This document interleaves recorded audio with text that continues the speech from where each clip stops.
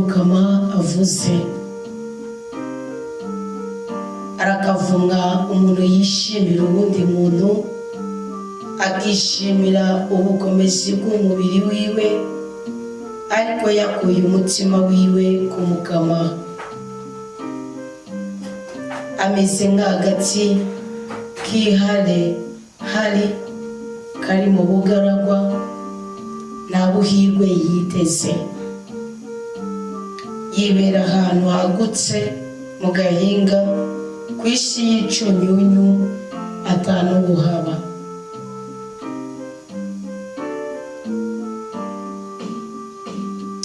aragahezagirwa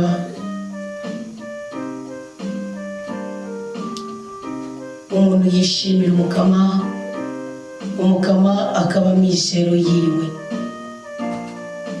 ameze nk'igiti cyatewe iruhande y'amazi kigashorera imizi yacu iruhande y'umugezi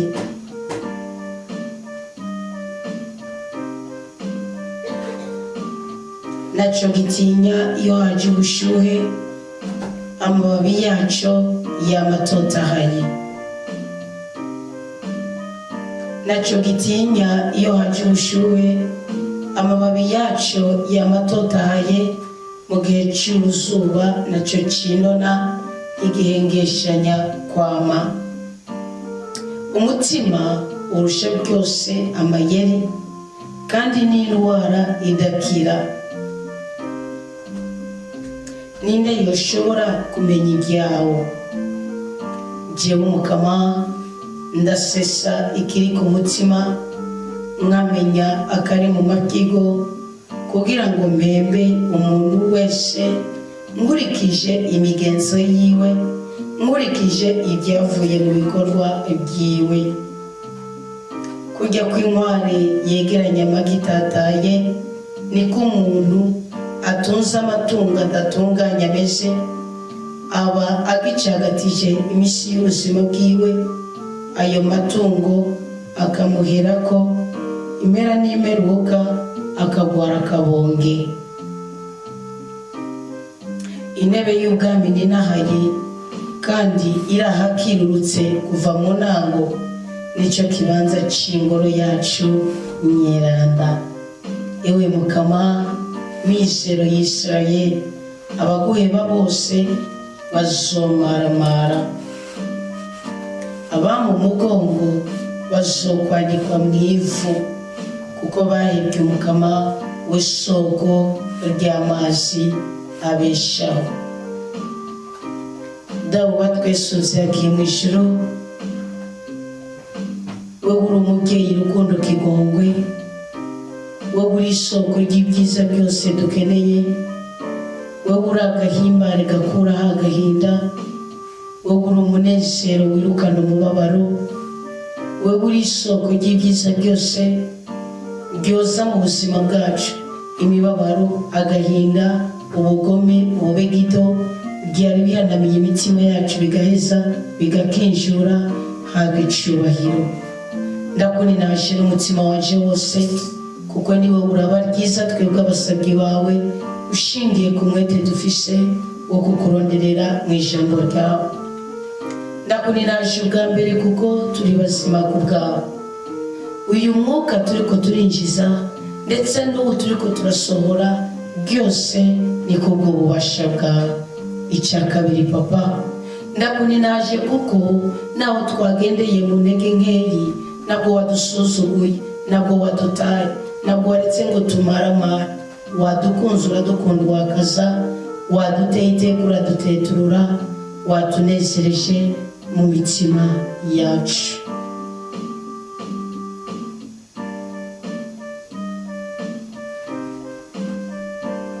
ndagushimiye kuko urushoboye byose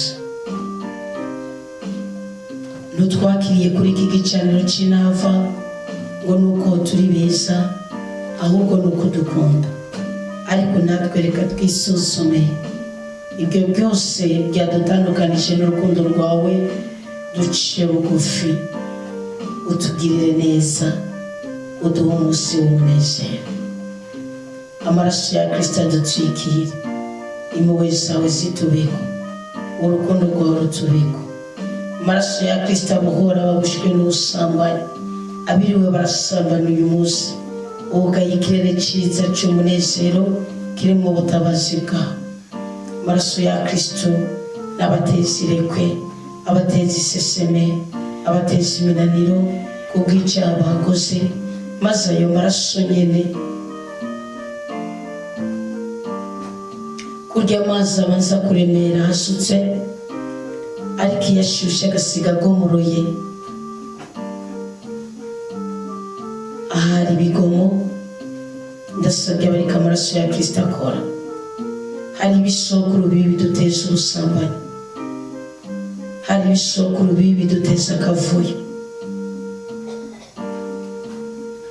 Ndasabye nyaguhora ku ngoma ububasha bwawe dutandukanye n'ibyo bisokuru bibi.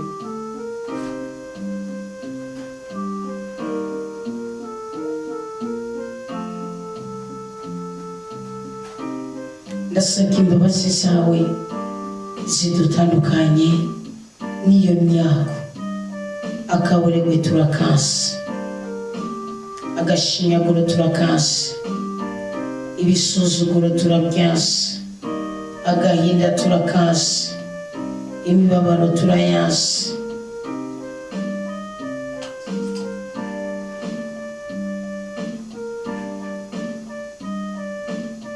Hembura ubuzima bwacu, byuri ikigongo tubabarira, udukize imbonankubone, udukirize kuri iki gicaniro.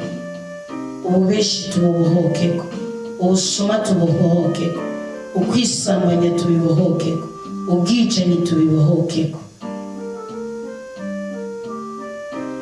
Turokore nyaguhora ku ngoma, tubone kurokoka. Niwe uri n'inahazo ryacu.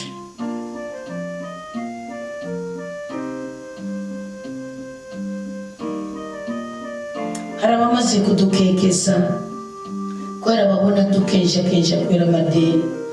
Hari abamaze kudukekeza kubera babona dukenja kubera imibabaro, bakatubwira ngo ijambo ry'Umukama riri hehe muri wewe, ngo niriranguke n'ubu.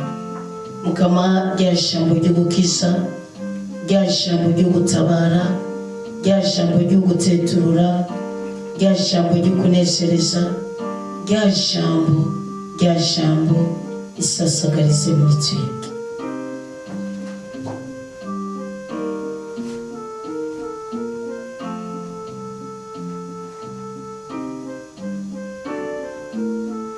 Isasagarize muri twebwe.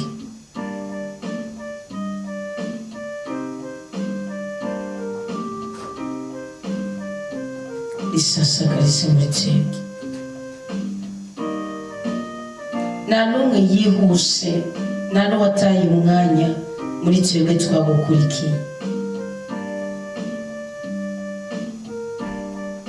Dutabare mu byago duhura nabyo. Ntabwo twigeze dusengera umunsi w'amakuba, dutabare mu makuba duhura nayo. Urazi ko iririko rirava mu kanwa Mukama ryama rigaragara imbere yawe imisi yose. Duha umugisha kuri iki gicaniro, niwemere ibiduca umutima, niwemere ibiduhangayikisha, niwe uri amahungiro yacu. Ku munsi w'amakuba niwe uri umutabazi wacu. Rekurira ibimaramare kuri bose baduhama, ariko turinde kumaramara, twebwe abishimiye ijambo ryawe. Reka Mukama bacike ivutu abo bose badashima umunezero wacu gukomoka kuri wo, bagahora badutyoza, bagahora batwararaza, bagahora badusuzugura, bagahora batuzerereza, bagahora batuzengereza. Ariko twebwe udutabare ntiducike ivutu. Nubarekurire ko umunsi w'amarushwa ubavunagura inshuro kabiri, niko ijambo ryawe rivuga muri Yeremiya 17:18.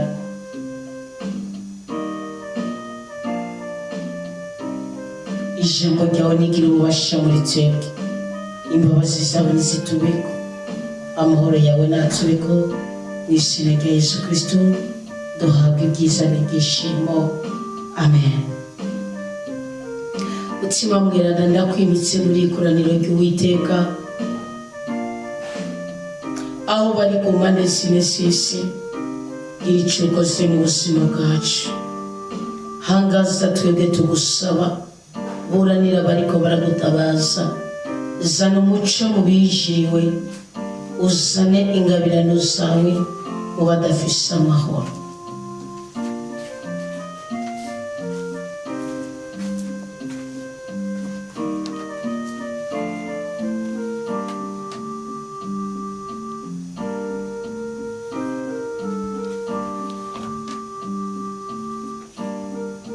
Tugirire neza, tugirire neza, tugirire neza.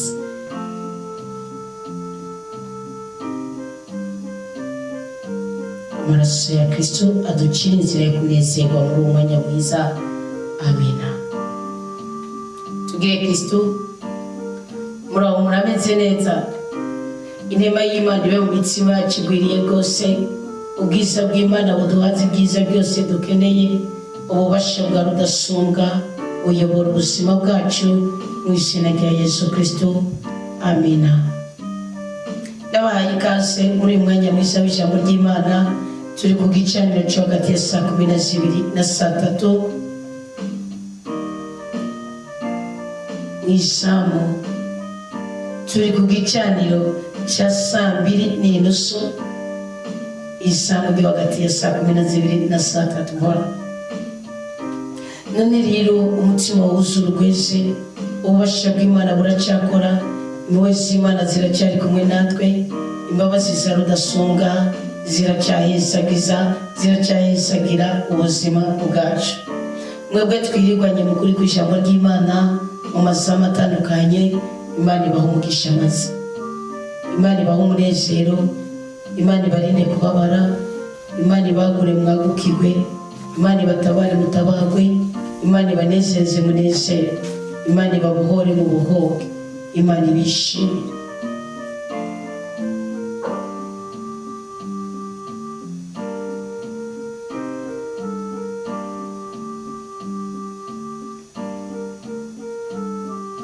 Akanyamuneza kacu twese kusura mu izina rya Yesu Kristo. Ijambo ry'Imana twasomye, murazi ko turiko turasozera ubusugira kabiri w'iyi minsi 9 y'abasengesho, dusaba Imana ngo twakirira akabuto kavuye ku mutima, ariko iduha umwimbu ushimishije muri uyu mwaka wa 2026. Umwimbu w'amahoro uve ku Mana, umwimbu w'ibyiza uve ku Mana, umwimbu w'ibyishimo uve ku Mana, umwimbu w'izahabu uve ku Mana, umwimbu w'ifeza uve ku Mana, umwimbu w'iterambere uve ku Mana, umwimbu w'umutekano uve ku Mana, umwimbu w'urubyaro uve ku Mana, umwimbu wo guhagarara muri Kigali yacu uve ku Mana, umwimbu w'amagara meza uve ku Mana, umwimbu wo kuramba no kuranira uve ku Mana. None rero ngiye kugukeza wewe akabuto kawe utijijanije umutima wo kugira ukagira iki ugasuke kuri iki gicaniro, wabivye mu ivu ry'agaciro. Ndakwijeje ijana ku ijana ko uzobyaza umusaruro. Ugwane no kudacika intege, ugwane n'ibintu bitatu: be you, you have to be you, you have to be you, you have to be careful.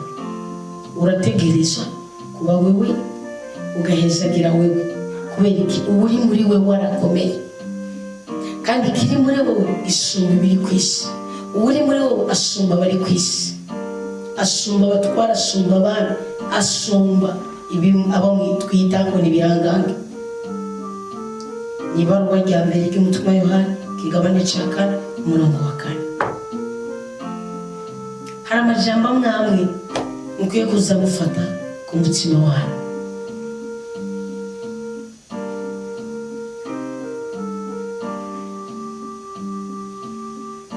umwanya mu gikorwa turiko turategura narabaye karendereye nibaza ko no baje kuyiba abakristo muri Gitega aho tuzohera kugira igicaniro burya niho hambere abaye nibujumbura ntiyaraba oya niho hambere abaye kandi kanatsinda nagiye gutangara nabwo nabishingiye ko ngana ngiye gusanga rero nuzuye umutima mweranda kandi nicyo kibanza nyene tuzokoreramo kuri Sanctuary Maria naho nyene nuzuye umutima mweranda hari mu 2005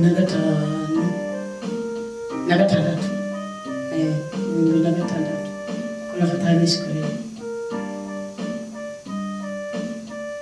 mumbaze ngo ni waronke ifishi niko ina ifishi ndaro ya muri eklezia katolika avuga turonka ifishi ukagira ikintu karonka sinigeze ngira amahirwe naranabikunda rwose mwumva nzovuga mu ndimi nzogira iki ariko Imana yagumye imushishanya nabyo sinigeze igihe cyose bavuga kandi ntabutse nibake muri ruvuga kasimatika barazi ko nta n'umufizi ko ntabwo ndi umufizi mugabo ndazi ko hari igihe twigeze ko turasenga munsi y'umusaraba araba ikimenyetso cyo kuzura umutima mweranda ku bana twari tuhari ibyo muzobironka mu ntara ni kuvuga rero ikimenyetso Imana ishize ku muntu ni twebwe kigora kumenya kugira ngo dutabaga mugabo ndababwije ukuri bakundwa bo mukaba muri abantu badasanzwe cyane cyane iyo wisigiye Imana twirirwanye rero muri irisa mu masomo atandukanye mu nyigisho zitandukanye kurotora indoto kwigisha kwaturibigisha muri uyu muvuka wowe utigeze ugereranya Imana nimuzo kwigira mushaka kubikira Imana mugwane ko ku munsi mugira ikintu kibashirisha hari naye iyo umupasiteri w'umunyarwanda yitwa Desire ndabizi ko abarundi benshi bamuzi kuko arafise n'agati ku Burundi kuko ngamunazi wavuga ko yigeze kuba mu Kayanza ni kuvuga rero pasiteri Desire yigeze kuvuga ingene y'umupasiteri biranagaragara ko ari umupasiteri yitwa reka abakristo biwe musumwa aje kuraba umuntu w'umutamakazi ninde yivuga ko utariko sinzi wamenganiye cyane kuko intego y'igituma ndayivuze niyo iyo sindayikekeranye pasiteri ngo aragenda uwo mutamakazi aramuganiriza hajya agiye kumusezera umutamakazi nyabya mu cyumba asaba ikingorongoro aramupfumbatisha aramubwira ngo nyaturire umugisha amuheza akiye apfumbaturuye avuga ati bibi ni kubera iki ikinyarwanda bavuga mukecuru kandi ntabwo ari igitutsi kiba ari icyubahiro ni kubera iki umpaye iki kingorongoro umva ko na pasiteri muzima akora autant d'argent ukamuha ikingorongoro inoti y'ijana umva umenga nyene no muhamu amwe ati no uko nikondi nihaye umwanzuro ko buri munsi gihe cyose nzohura n'umukozi w'Imana nsorondera ikintu gituma amezakira none nicyo narifise mbona gisumba ibindi mfise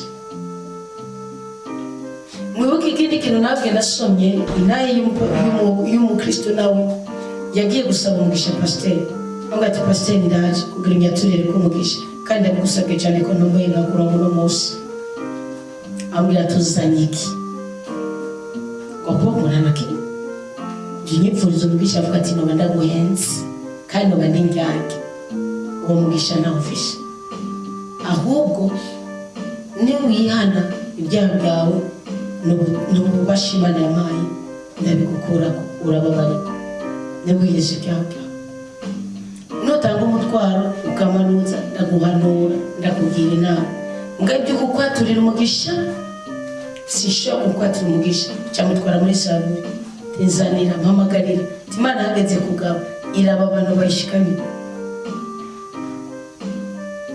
rero igicaniro muhiga ko umugisha nimuzokwigera mu kijyajyana oya ntabwo ari ngo n'igicaniro cyacu cyose mwagukigwe ndi kwigisha sindi kuvuga ibyo muri komera Kristo n'ubuzima ntabwo ndi mu ntara ndi kwigisha mu maeglise musengeramo mu madini musengeramo niyo mpamvu mubona bamwe bafise inayi cya 10 nawe ukagitanga cyangwa ukagira iki ari ibyo bikorwa byumva hariho n'abakristo mugira ngo uyifashe ugahumura ngo utanze cya 10 hariho umuvumo w'ubwibone ufise usimana kuko Yesu Kristo yavuze ngo nawe bazobaza ibyo batazi bazokora ibyo batigishije ubukiri muri bareme y'imbabazi z'Imana.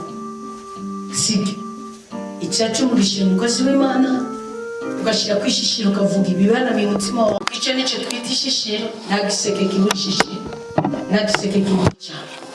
Nibyo Diabuko naho yamara kuza umusaseridoti akavuga ati wow, none rero kugerageza Imana kimwe muri 10 wowe runaka ko nabavuze uti je wantanije imbere ukama mugeragereje kimwe muri 10 icyo kintu ushobora kucatura imbere y'umuntu ngo nipfuye ngo uri mu bitaro.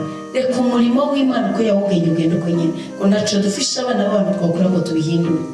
Ugiye gukora ufasha imfubyi zifashe nkuko n'abazofasha n'imfubyi y'umuzukuru wawe, zifashe nk'igikundiro kiza kuri wowe. Muko Imana yaragenye ngo muzuye ububiko ntiyabure ibyo kurya n'ibyo kunywa. Sacrifice ahantu kigera kandi nzi y'ububiko ntahantu hari ukuri kw'ijambo ry'Imana, ntahantu hari ntahantu hari umurimo w'Imana. Umurimo w'Imana nukora kivagabo no bivuga ngo nta ngabo zitagira umutwaro. Nicyo cyatumye Koruneliyo aheze gigwara umunyamahanga ngo yaregeranye abakozi be akabagira ari umugwi w'abanicara ngo akicara hagati muri bagafungurana nabo. Imana iramubona iravuga ati Koruneliyo wemewe. Petero ati ndasobewe. Avuga ati genda. Petero avuga ati sanze Imana itarobanura ku butoni, uwo wese yishimiye kandi ayirondera iramwiyereka. Baba mwebwe muhizagira izina ryanyu kuko izina ry'Uwiteka riganje muri twebwe. Mwitondere bamwebwe kuko umwasi ashobora kugutekuruza amatekero watekerewe n'Uwiteka atavuguruzwa. Mana mutananirwa mutera ko rudasonga ikura ku cyaro gashyira ku cyaro isubasha ngo isifise imbaraga zose ni wewe. Ibindi bisebuzi byose biraraje bunga ikikwiruka inyuma mu kikikwirukamwe birazimbye kose. Yakagire ikigutekuruza umugisha Imana yakugeneye uyu munsi. Wowe ukuboko kwawe kuryo kwapfumbaturiye ku gicaniro ngo narose 10 igihumbi si cyanje, narose 200 isa yanje, narose 110 si cyanje. Urahiriwe. Gira umugisha umwana w'Imana, wisigiye Imana, warondeye Imana, wanyotse w'Imana.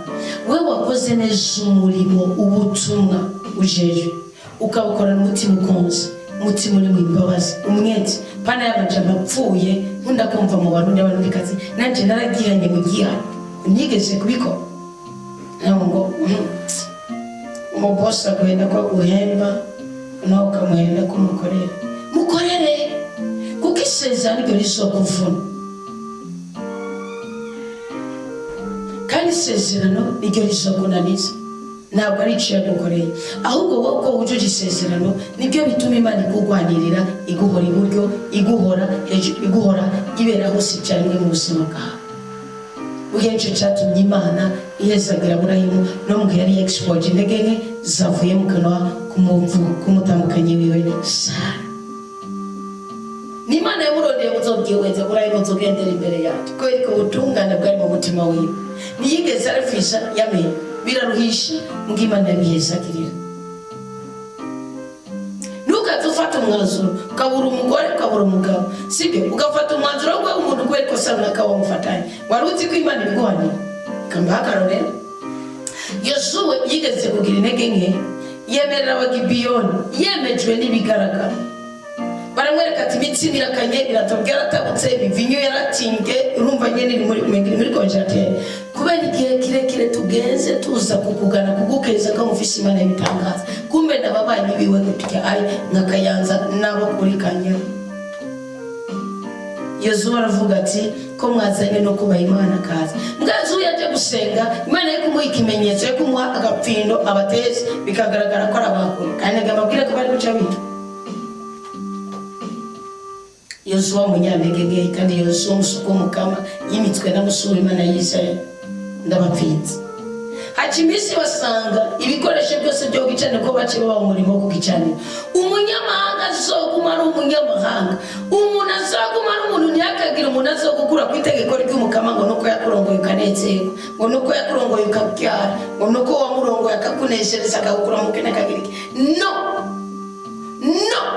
ngo nuko yakuvugiye ukagira ijambo kwa president, ngo nuko yakuvugiye ukagira intebe nziza. No, umuntu azamara umuntu afisha imbaraga z'umuntu aravuga ati bisubasha gukwica no kurekura. Kristo yabwiye Pilata tutabihawe na data nibyo akunda. Nakagira umuntu azogurwa ngo nuko yagutenze akakubaha amagara, ngo nuko yagutenze akakubaha amabere.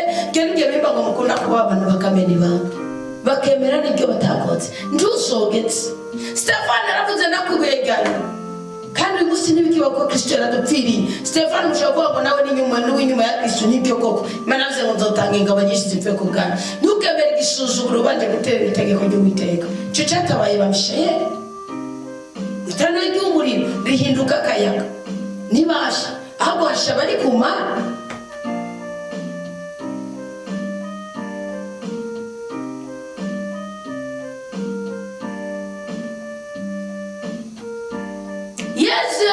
Sengo amwe ngo fisha ubasha atutabuhawe n'Uwiteka n'icyo akunda. Tuzokwemera makuba yose ugendana nayo yahungire ku Mana. Ibibazo byose ugendana nabyo torera umuti ku Mana. Ariko ibibazo bishingiye ku butunzi bugaragara sindi kubahenda acunguye imishaya yacu. Amaraso ya Kristo aratwesha tugahumanuka. Mugabo ubutunzi bugaragara, igikundo kigaragara, imirimo igaragara, kurenganurwa kugirana ishikana ikiganza. Dawudi ati ushingiye ku butonganuke bw'umutima nubwo ibiganza byanje. Zaburi 18 wambereye inyishu muri byose. Imana rero yoyo niko Yeremiya tubwiye, Imana yo izi kumenya nakishije mu mafyigo y'umwana w'umuntu iguha umugisha, iguha umugwiza. Ntugakehanirwe, ntukaburiranirwe. Iyi migisha yakire ni yawe. Ntabwo ndayatuye kubera ibishobisho, iherekeje iyo nakwaturiye ndayikwandikiye muri WhatsApp yawe kuko nawe umpaye message yawe. Nshingiye ku ishishiro ryawe, ngashingira ku mitwaro yawe. Imana iguha amahoro, Imana iguha ubutunzi, Imana iguha umutekano, Imana iguha ibyiza, Imana iguha ibyishimo, Imana igutandukanye n'urupfu rw'agashinyaguro, iguhuze no kuramba no kuranira. Kutayibyanije mu byo yaguhaye ndayisabye inyumvire nk'umusabyi wawe, iguha umugwiza inshuro zihuye n'ibyo ukeneye kugira ngo ushobore kubaho ufise amashimwe mu mutima wawe. Icyo wayisabye nawe wayisabye umukunzi, wayisabye ikibondo, wayisabye kwishyurirwa amadeni, wayisabye akazi, wayisabye amagara meza, wayisabye imibereho myiza utibye udasambanye utabeshe, ubihabwe mu izina rya Yesu Kristo. Wayisabye amagara meza kuko wumva ubangamiwe n'uburwayi runaka, Imana ibiguhe kuko irabitanga. Yesu Kristo yahuye n'amakuba. Umwanditsi w'Abaheburayo yaravuze ngo ko ashoboye kugeragezwa muri byose usibye igicumuro, washobora gutabara na twebwe twese ubitugerageza byose. Ariko umuntu akubwira Imana none Yesu Kristo yaramenetse umutwe, nitureke natwe rero dukize idini twe tuyisenga mu kuri no mu mutima, kandi nabo dusengera iduhe kwaba ibyamwa byiza babihabwe. Yesu yaracitse umugongo, Yesu yarabyimbye amaguru, Yesu yarigeze asarara mu mihigo. Werutse mu mishenze muratiko natewe n'igitero so dusozeremo 2025 gusara biranyumije.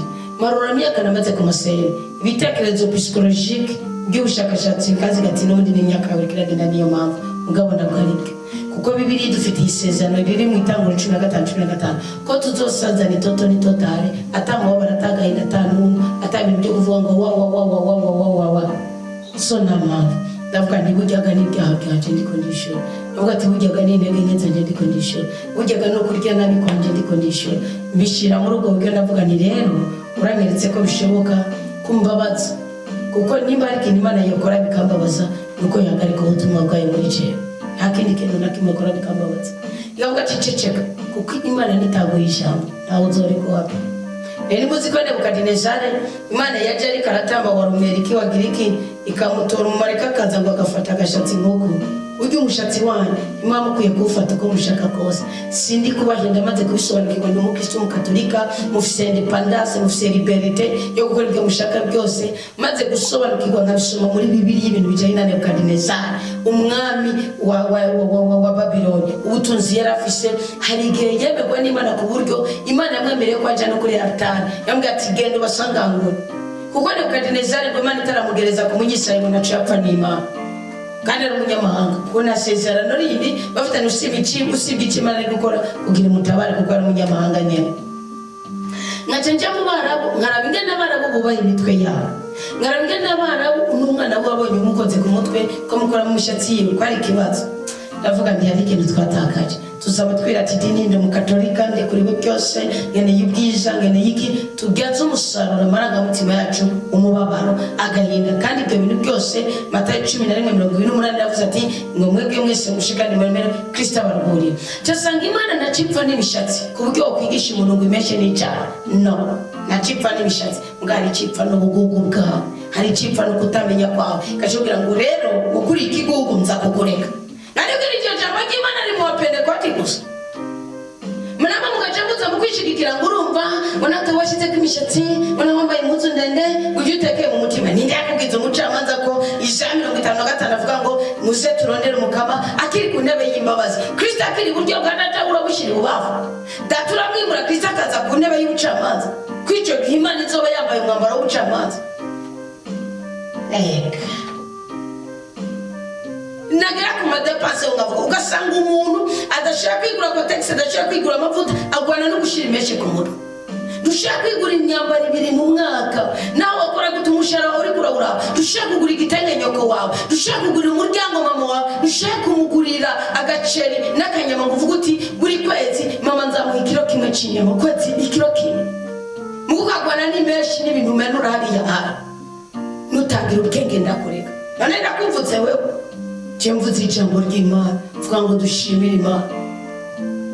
Nuwe biturusha bituma twishimira twebwe nyene iyi pote physique mugiye nigira gahonti iyo Uwiteka atayaye gahonti ku buryo bw'umushaka urugeza umushaka wawe urondera Imana imyotewe Imana. Ugasanga ushobora gucekwa muri korale uri kwitera makiyaje ugasanga ushobora kwambara ugiye mu isengero ugiye gusenga urumva kundi Imana unyotewe Imana mugabo wagushira kuri parking hamwe n'indaya bavuga bati natavuga ngo shimwa Yesu turavuga ati n'indaya mu zindi ndavuga ni anga ngo nguko kumuka amavuze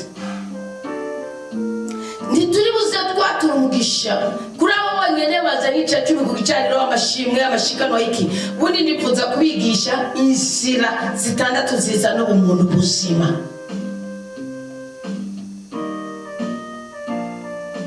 Bakinyandikira bazobinyibutsa inzira 6 zizana umuntu buzima. Ubundi nutagira umuntu buzima n'ubumana na guzoro nutubahiteka kwa igihugu n'igikintu ntuzoryubaha kuko Imana nizoza gufata umunyaka jagari wowe uzizwe ikoni uzizwe ibiturire uzizwa kubundabunda ibintu byose utangikorera idakwiye n'icyo kintu nukuvuga urudandazwa rwamaze kuvuga ku marembo y'i Babiloni. Sanga Imana yarungitse umumarayika iravuga ati Nebukadinezari ngo ndamwereke ati uko namuhaye icyubahiro ntiyemenya ko ari ndiko ndakimo burya bihuye n'ibyo kuri Imana yamukoreye gusa Kuro acagiriki agaragara nk'umucunguzi yacunga abanyisirayeli mu buja bw'i Babiloni bw'imyaka 70 mgecho kwa Daniel.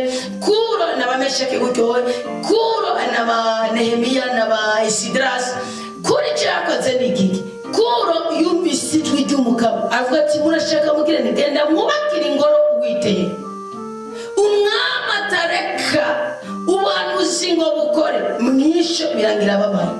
Umugabo twa Nebukadinezari Imana imufatira mu mirimo aragenda arakoresha abanyisirayeli ku buryo umugore we yigeze kumusarana hari umugore yatoye mu Buhindi bagiye gutera Ubuhindi abona ubwiza bw'uwo Muhindikazi aramutwara acenamubwira n'umugore Adomini amutwaye ngo umugore akamara intuntu kugena azongera kubona ababyeyi biwe, umugore akamara intuntu kugena azongera gusubira iwabo. Umunsi umwe ngo abwira umugabo ati nkumbuye iwacu. Aramubaza tukumbuye iki? Nimba ukumbuye ababyeyi bawe uvuge babaterure babazane ngaha umarane igihe amaze asubira inyuma. Nimba ukumbuye kumva umugore w'umwamikazi ntiyajya kuba mu zindi nzini yuko atari zo mwami. Ngo aravuga ngo ya nkumbuye imisozi y'iwacu, numva intuntu, numva agahinda, numva akabonge, kuko ubundi umwami muri kumwe ukamwereka intuntu yikanga kugira umwiceri kubya kwa Herode yaca kwiyicira wenyine yavuga ngo mwarabyaranye. Icyo yakoze ni giki? Arambwira ati sawa, ati mvisha abahungu Imana yamaye na nyazi y'Abanyisirayeli baciye ubwenge. Abwira ati ngomba Babiloni imisozi yabo muyimure ise n'imisozi yo mu Buhinde. Nuko byasaba ko ari imanga barima hari iki babaye protocol bagenda barayibeza imisozi yo mu Buhinde baraza barayirema. Mu nyuma birangira bubatse ubuza amajana 270. Iyo ni Bibiliya ntabwo ari ubushakashatsi. Babubatse ubwo buza amajana 270 ubyo byo kubaka ubuzu n'Imana yamukijije. Ngo acaja rero kugira nkuko kuko umugore yarabaze gusoberwa aravuga ati nakindi nshobora kuvuga reka nezerere umugabo sinzongera ku expose mu babana. Aje bararenza ko bwa buzu amajana 70. Cyo gituma ndabwira igitigiri cyenda na mahitamo. Nuba ubaha Imana igitigiri cyenda kigeze ucuta baba ukibagizwa imibabaro yose. Nuba utubaha Imana ucukonwa. Ngo baje mu mushi mukuru. Bagiye mu mushi mukuru nde kubaka ibishazo mako baciye bakubuza amajana 70 bwo hejuru. Icyo bakoze ni giki? Nebukadineza aratumira abantu kugira umunsi mukuru. Wafashe ijambo ariko bitakugikiriza. Avuga ati je Nebukadineza ari muri ibyo niyubaki. Yibagira ko umunsi umugore afise umubabaro yasenze mu mutima haje juri mubwira Abanyisirayeli baciye ubwenge. Kandi n'Imana igomba guhana Abanyisirayeli bakora imirimo bababaje kandi bariko basibisa ibyaha byabase kuko cyari icyaha cyane gikomoka kuri wa mugabo Hezekiya Imana yongera imyaka 15 ni wakoze icyaha itego bacatumye habaho guca bw'imyaka 70 ubundi Imana yari yadeside ko atabundi guca buzoba murazi ko bujya bw'imyaka 130 bwogo bwavuye ku ntege ngeyi Saburahimu. Icyabaye n'iki? Imana iraraba ibyagiye mu ijoro ati Nebukadineza narabwibahutse. Aravuze ngo je Nebukadineza atashizemo. Mu marayika arakuruka rwose nibaza ko ari marayika Rafaheli. Kuko nimba Imana ikiza no kwica ibishoboye kwica. Kandi Kristo yavuze ngo nimugatinye icyica umubiri kidashobora kwica ubugingo. Kuko umubiri ashobora kuwica ukapondekara ngo umushaho gitera mwinshi urava muri koma kandi ugasubizwa ubuzima. Abaganga bakavura n'Imana igakora. Aramukona yaje fasha agatsingo kuyice kuri table d'honneur. Ubwenge bwose burayobaha. Nebukadineza arahaguruka bikibaza ngo agiye kwituma. Barinda bagaruka ko mu marayika yakweza arukiriza mu ishyamba. Uzobisobe yakweza arukiriza mu ishyamba. Nebukadineza ngo mu ishyamba arabanza arakenja yibaza ati birahera mu mwanya ndasura kuri podium ryari ijoro riraca musurahera iki avura ricara arambara avura atori ibyatsi araryanga kujya kwiba inzara ziyavura zirashimunduka. Inyuma y'igihe Imana yagenye cyavuga ngo imyaka 7 Imana avuga ati sura ku butegetsi bwawe. Sanga umuhungu we yaratabatanganije. Melvira asanga yaratabatanganije acara mupfunga. Mugabo amupfunze hari ubundi yari yarafunzwe igihe aje kunyaga Isirayeli yaragiye kugira gahengo. Kuba yarafunzwe ari umwana w'umwami yaronka ibyagira hari undi umunyisirayeli. Nebukadineza aragaruka ku ntwaro asanga nta kudeta ntaki nakajagari gusa ko umuhungu Melvira wiwe hanyuma apfuye rero aratwara Belteshaza niwe wundi haje ngo mene tekeri fariseri we yaciye aza ari gitangaza ibikombe by'Ukaristiya bari barakwiye kuri ibigo mukama babizana kwidagadura binwesha inzoka. Igihanganga n'icyubahiro Imana we ni osumba Nebukadineza yari umwami w'isi yari Imana y'isi ngiye ciye na Farawo ngiye ciye. Ndiwasumba umuhungu wa Nebukadineza reka gutoteza izina ry'Uwiteka. None rero wishimiye umwana w'umuntu umenye ko yononekara iyo adatunganiye Imana. Unacyo ufise umeze nk'akantu kagati kari ahantu hasanzuye uritegembya nta kibazo mugabo nta cyunyunyuka ihari nta bubasha nta rukiza nta mahoro nta byiza nta bwishimo nta bihari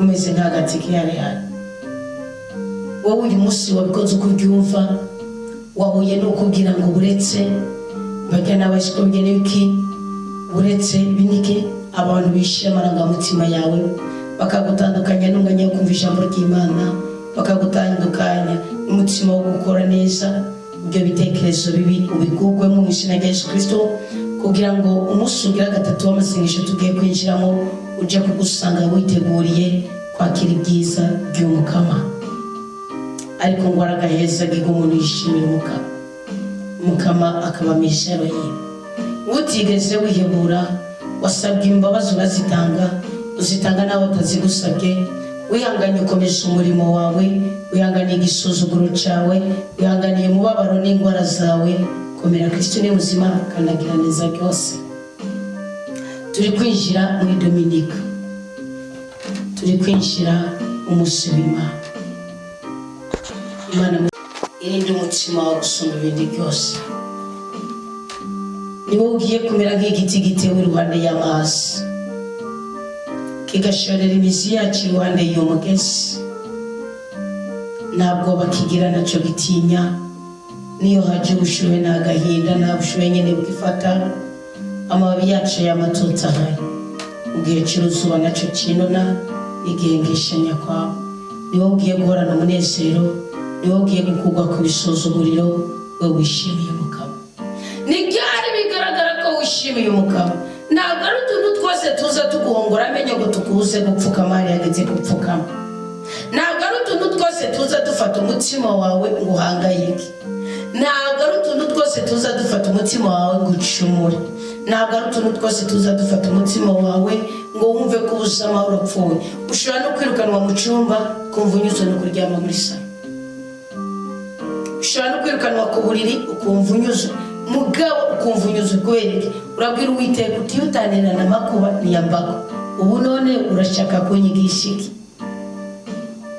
abana bagakora ibidakwigwa amarangamutima uri waba undi umwana asobagamye ugatora igiti bakubita nk'ukubita inzoka bizi neza ko umubiri wose wasobye wose ahubwo ni ikindi kintu gikorera mu bwonko bwiwe ntabwo uvuye ubwonko wewe ahubwo uri ndyagira umugome uri ikigugu niwe Imana ikwiye gutinya ntabwo umwana yokoka gusobagamye afise ubwenge bwi kuko nawe ababara ashishwa gusumba abandi kandi ngo numukubita ntizizomuza gusobagamye zizokomeretsa umutima wiwe zimunga amarangamutima yiwe ubwonko bwiwe busaze umwana agira ibigwara bidakomotse ku nkoni zawe bikomotse ku guhamurwa nawe ari wowe wamuhojeje ntabwo ibitutsi byawe aribyo bizotuma abagukikije bagukunda bakwishimira cyane begera Imana ahubwo iyo utukana iyo ujya kumbana ukongera ukajya gusenga abakubona bose ubimura mu nyonga h'umukama ugaherekezwa n'abashitani ugaherekezwa n'abamarayika barinzi ukamusitarize wo mu ijuru ko mu nyenyeri zizodukikiza ngo bazoba bagaruriye benshi mu rukundo rw'Imana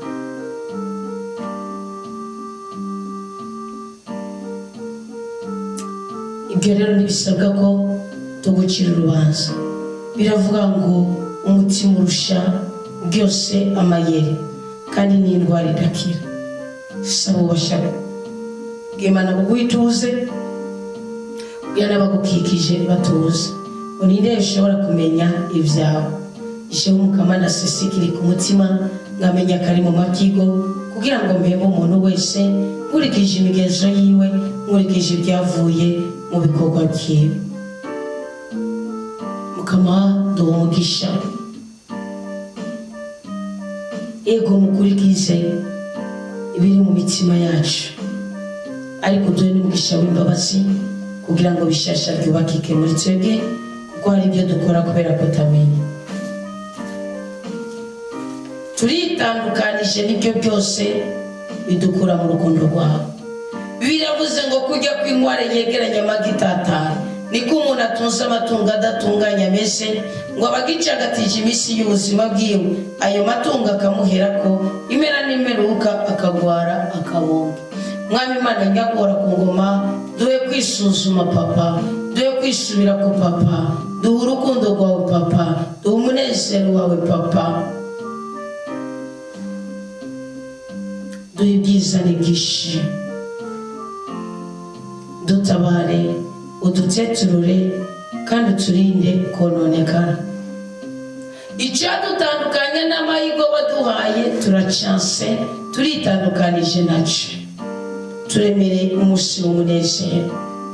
Wigeze kubwira Yeremiya ku murongo wa 19 mu kigabane cya 17 cy'ubuhanuzi bwiwe ngo genda uhagarare ku irembo ry'abanyagihugu, ngo abami b'Ubuyuda binjirira kandi akaba ariho basohokera no ku yandi marembo yose ya Yerusalemu. Urababwira uti umviriza ijambo ry'umukama bami b'Ubuyuda, namwe Bayuda mwese, namwebwe mwese muba i Yerusalemu, mwebwe mwese mwinjirira muri aya marembo. Nguko uko umukama avuze, muririnda mwebwe nyene nimwikorera umuzigo ku munsi w'isabato kandi nimuwinjize mu marembo ya Yerusalemu. Bakundwa b'umukama, pfukama watura amaraso ya Kristo, no mu gihe utarara umusaserdoti hafi yawe, no mu gihe utaregera intebe ya penetesiya, no mu gihe utaragira iki. Pfukama. Turasabiye ikigongwe abumva bafise urujijo uko batopfukama, turabasabiye ikigongwe mukama, turabasabiye ikigongwe. Muri bo harimo abacikiranye,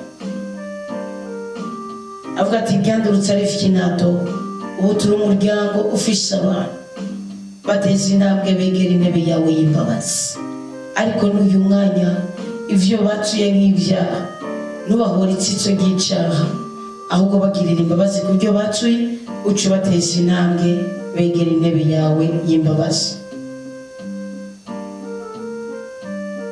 Biravuga ngo muririnde mwebwe nyine, mukama niworinda kurungika abaturinda, duhiye ingabirano, duhe ubutwara, turitandukanije n'imizigo cyane cyane ikomoka ku byaha no ku ntege nke zacu.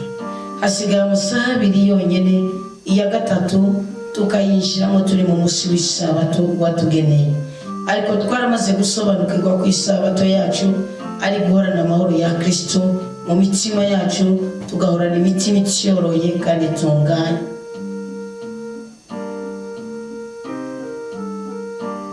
Yaranavuze ngo nimuze musora umuzigo muwukura mu nzu zanyu ku munsi w'isabato, ntihagire igikorwa na kimwe muzokora.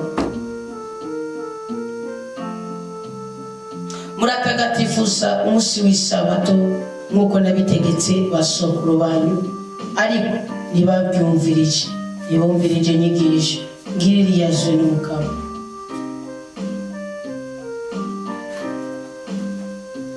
Twebwe tutateze ugutwi bwa mbere, nimuze dutege ugutwi ijambo ry'Imana. Basogokuru baradadaje igikanu kugira ngo ntibumvirize kandi ntibakire inyigisho. Nimureke kudadaza igikanu, nimureke kureka kumva inyigisho. Umukama aravuze kuri umurongo wa 24 ngo nimwanyumviriza neza, nimwinjize umuzigo mu marembo y'iki gisagara ku munsi w'isabato, mugatagatifuza umunsi w'isabato, nimukore igikorwa na kimwe kuri uyu munsi, niho rero amarembo y'iki gisagara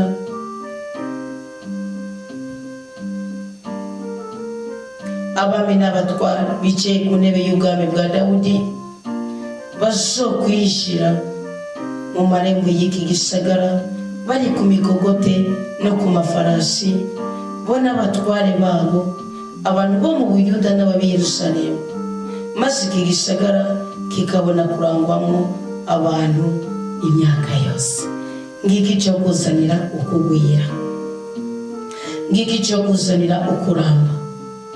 Mukama, duhe umugisha wo kwitandukanya n'imizigo, duhore twiteguriye kwakira ineza yawe, duhore twiteguriye kwakira imbabazi zawe.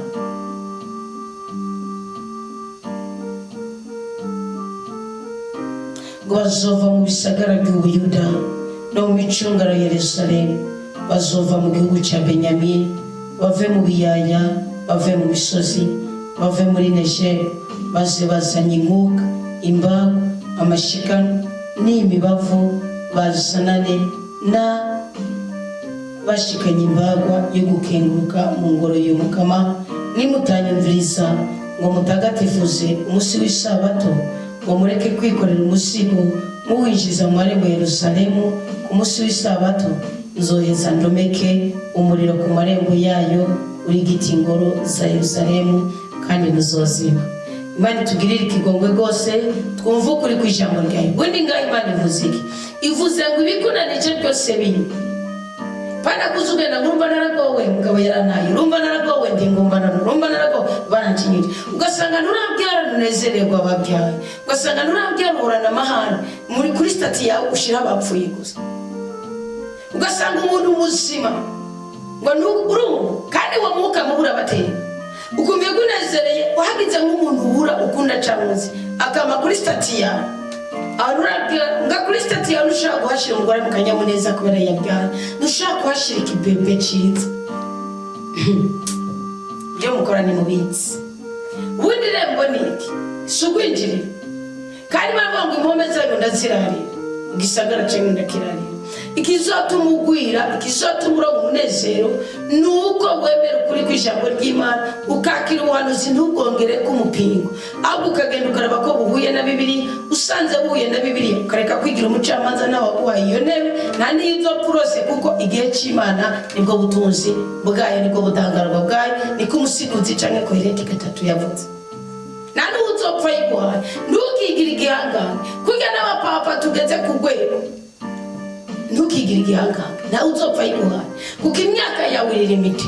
Ahubwo iciza nuko wokora igituma Imana y'imyaka yawe yihagarara ko ikayihezagira kumyumye. Mugabo izi zibikazara amagi aba bahari haraba aturi harabandi. None rero twumvishwe igihanuzi bwo Mukama itubwira ngo nyegera, itubwira ngo mpimizigo yawe, itubwira ngo nimukagume mwitekoreye ku bitugu byanyu, mubura akanyamuneza, mubura ubutunzi, mubura umutekano, mubura ibyishimo. Nyegera mu ntege nke zawe, egera Imana gusumba uko wegera uwundi muntu uwo ari we wese. Mu bukene bwawe egera Imana, mu karenganyo bakurenganijemo. Nagira amabwira nigeze kugira isengesho mbwira Imana, nawe utari bunyishurize kandi uzi ko atari amafaranga y'amanyana, urangaragarije ko utambabariye umaniye ibyo nakwihanezeko. Kubw'iyo mpamvu nkomereje nkomeze kugukorera. Biragaragara ko nzonza nkora bazabara miroza urashiraho iyindi strategy kingira ubutunzi bwanje. Imana yakoze kandi ari mu gihe cy'inahe singibagiye nawe ni koko niba nibukore hanyuma abatatu wako bari waga kuko babintwara bandenganije bakabintwara n'igisuzugura n'umenga n'ubwenge bwabo umenga ndi ikigugu. Ndavuga ko jendi ikigugu koko umuntu namutaye mwibohero niyobowa ndase kubikora mubohe nawe uramusanga mu ndoto mubohe kuko barayafise niba yabo. Nutabikora ngomeje kugusenga rondera izindi nzira, mugabo ubwo butunzi uzucisha imbere bugenda banyiba bagira iki ndabise ko biza gutsikamira umutima wanje. Ndabyasa Imana yakoze nzokubashingira inahe mu gihe cyo kubaka ibicaniro. Mugabo ni cyiza kirakomeye kuko hari ijambo Salomo avuze ngo ubutunzi Uwiteka atanga unigongera ko mubabara ukundi. So gute noza guhangana n'abasumuji ndi gusengera abasoma amangana n'abasoma sengera abafunzwe nje gufungisha abantu. Imana nabyo nibikora nanje nje mu murimo wa wewe waje kubaka none uhangana n'abagabo b'indyana. Wewe senga Imana ikuri bakure mu mutima w'ujyana ko cyo gikorwa cyakozwe na Abigayeli. Tureke kubera hose cyane imwe uwo ni umurimo w'Imana, ariko duhamagara ubwami bw'Imana be muri twebwe kandi imigisha yose Imana yatugeneye tuyakire mu izina rya Yesu Kristo, amen. Ngaya amajambo rero y'ukuri aruribwira amajyasengesho twahera ko rikagira agaciro mu buzima bwawe. Vuga uti ndahiriwe, vuga uti ndi uw'igikundiro, vuga uti ndi mu maboko y'Imana kandi ndi mu mutekano wayo. Vuga uti amahoro ari muri jewe aransumba kandi aratsikamira ubwoba nahorana. Vuga uti ndahumeka amahoro, vuga uti nditandukanya n'ubwoba, vuga uti ndarekuriye abambabaje kandi ndasabye imbabazi kubona ababaje. Imana iri kumwe nanje sindicaye nyene. uyu mwanya ndawuhawe mw'amahoro, ukuri, ubutungane, itunga n'ituze.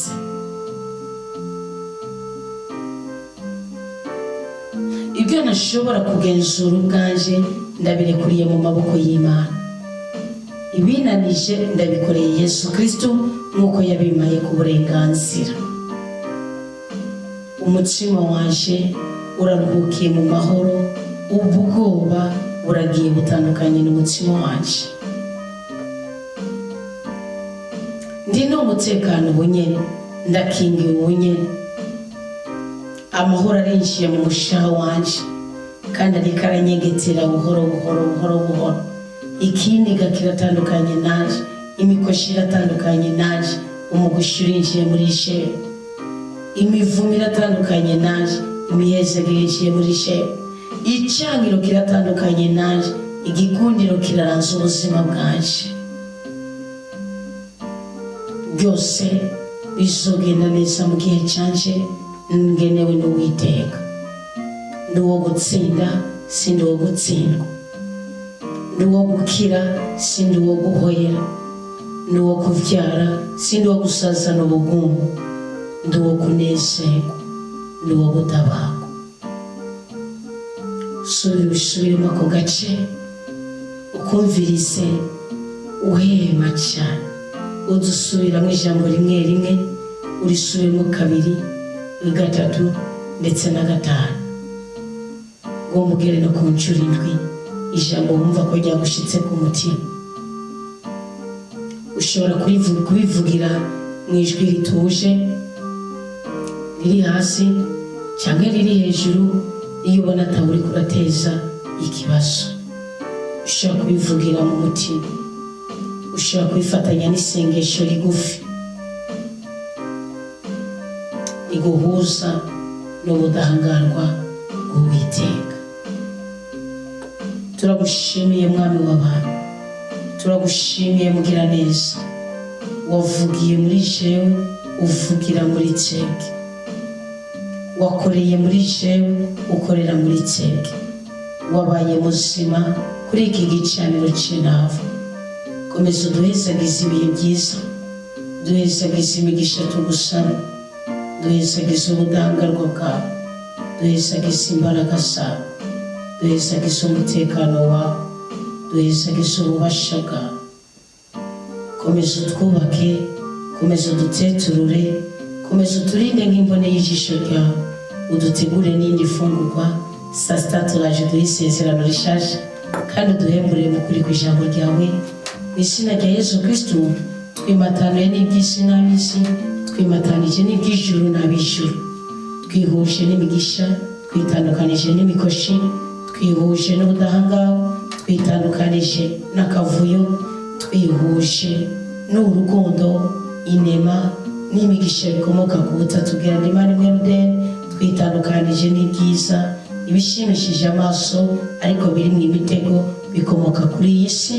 Duhamagaye umutima mwerana ngo abe muri twebwe, tumwugururiye amarangamutima yacu kugira abarazi uyu munsi ntibadutere, abakenzi uyu munsi ntibadutere, imibabaro uyu munsi ntidutere, imivumo uyu munsi ntidutere, imikoshi uyu munsi ntidutere, ariko imigisha n'imihezagiro bibe ku buzima bwacu mu izina rya Yesu Kristo. Turindwe kubabara, twagurirwa imbibe. Amen, amen, haleluya. Muhabwe iyo migisha y'ubwoko bwose, murindwe kubabara no gutundura. Muhabwe ibyo byiza by'ubwoko bwose. Iri joro Imana ibavura abarwaye, iri joro Imana ibabaga ibyo bibyimba bibavemo, iri joro Imana ibabaga iyo migongo ikire, iri joro Imana ibabaga ayo maguru akire, iri joro Imana ibaha imitwe imeze neza, iri joro Imana ibahe confort original, kuko niyo ifise mu bubiko bwayo ibihimba ishobora gusubiriza ibyacu byariko birononekara. Habwa umugisha ukugwe kw'abagabo n'abagore ba nijoro, ibitekerezo bibi, indoto mbi zizamwe kandi uzangirize. Ushe kwibanira n'Imana, munezerwane mu izina rya Yesu Kristo. Dushobore kubohoka twese ubwoko bw'Imana kandi tubohokere mu budahangarwa bwayo. Amen. Gira umugisha, uri umwana wa Rudasonga.